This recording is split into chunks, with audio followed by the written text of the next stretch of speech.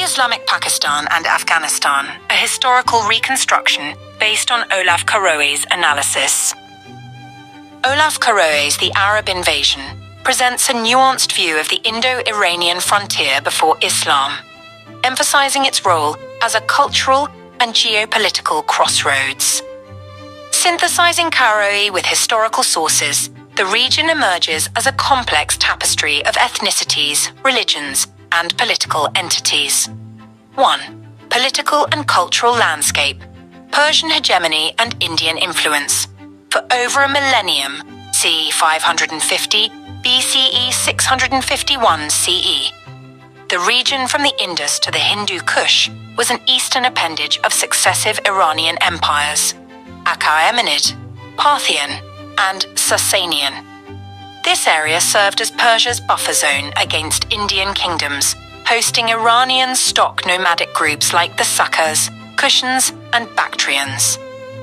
Despite Persian dominance, Indian cultural influences permeated the frontier, particularly during the Mauryan Empire, 323–190 BCE, which made Gandhara a Buddhist center.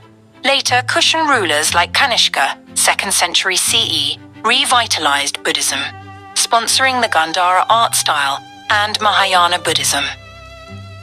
Post-Sasanian fragmentation. The Sasanian Empire's collapse after the Arab victory at Nehawand, 642 CE, created a power vacuum. Eastern provinces like Zabulistan, Kabul, and Gandhara reverted to Brahminical Hindu rulers, for example, the Hindu Shahi dynasty, rather than submitting to Arab control. Caroe notes these regions maintained de facto independence for centuries, with Kabul resisting Muslim rule until the 9th century, and Gandhara until Mahmud of Ghazna's raids, early 11th century. 2. Ethnic and tribal composition, Iranian and Turco-Hepthalite groups. Caroe highlights the prevalence of Iranian-derived peoples. Scythians, Sakas, and Kushans ruled large territories, blending Iranian customs with Buddhism. Hepthalites, White Huns, migrated from Central Asia, 5th, 6th centuries CE, leaving a deep mark on demographics. They split into agricultural Jats, settling Punjab's plains, and pastoral Gujars in Swat, Dir, and Kashmir. DNA studies confirm their enduring genetic legacy in modern Pashtuns and Punjabis, Pashtun ancestors. Pre-Islamic Pashtuns were likely part of the Hayyan or Kalaj confederations. Caroe links them to the Ruthil-Zunbil dynasties that resisted Arab incursions from Sistan, 7th–9th centuries CE.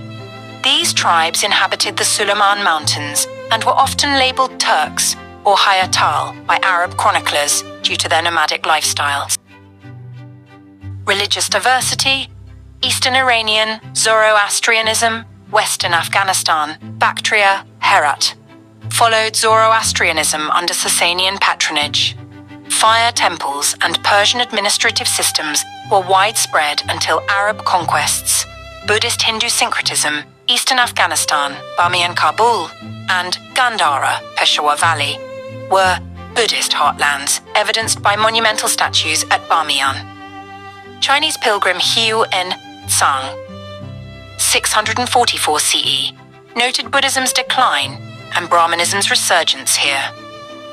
Hindu Shahi rulers later defended Gandhara against Arab raids, worshipping deities like Shiva. Isolated pagan enclaves, Nuristan, then Kafiristan, retained animist, polytheistic traditions until forced conversion in 1895.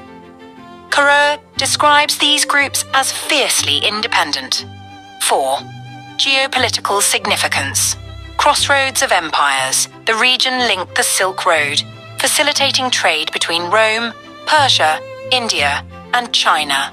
Cities like Balkh and Kabul thrived as commercial hubs.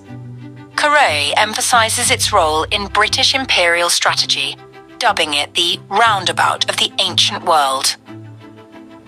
Arab challenges initial Arab raids. For example, Al-Muhallab's 664 CE raid on Banu and Lahore were ephemeral. permanent control was hindered by rugged terrain, for example, Hindu Kush, Suleiman Mountains, resilience of local dynasties, for example, Kabul Shahs, Zonbils, sectarian Arab infighting during the Umayyad Abbasid transitions. 5. Caroe's colonial lens and legacy. Caroe, a British colonial administrator, framed the region through strategic imperatives. Tribal fragmentation. He viewed pre-Islamic tribes as reckless and daring, yet perpetually divided. A trait exploitable for imperial control. Lengthening shadows doctrine. Caroe advocated using Pashtun lands as a buffer against Russian expansion, co-opting tribal structures the British inherited from pre-Islamic eras. Modern critiques. His work is criticized for romanticizing tribal divisions that fueled post-colonial instability, including Pakistan's struggles in Fatah and Balochistan. Conclusion. The bridge to Islam. Pre-Islamic Afghanistan and Pakistan were defined by ethnic fluidity, Iranian, Indic, and Turkic blends, religious pluralism, Zoroastrianism, Buddhism, Hinduism, and fragmented polities. Caroe's analysis reveals how these elements delayed Islamization until the Ghaznavid era, 10th century, contrasting with simplified narratives of rapid Arab conquest. His colonial perspective, however, underscores how imperial powers later weaponized this fragmentation, a legacy echoing in today's geopolitical tensions.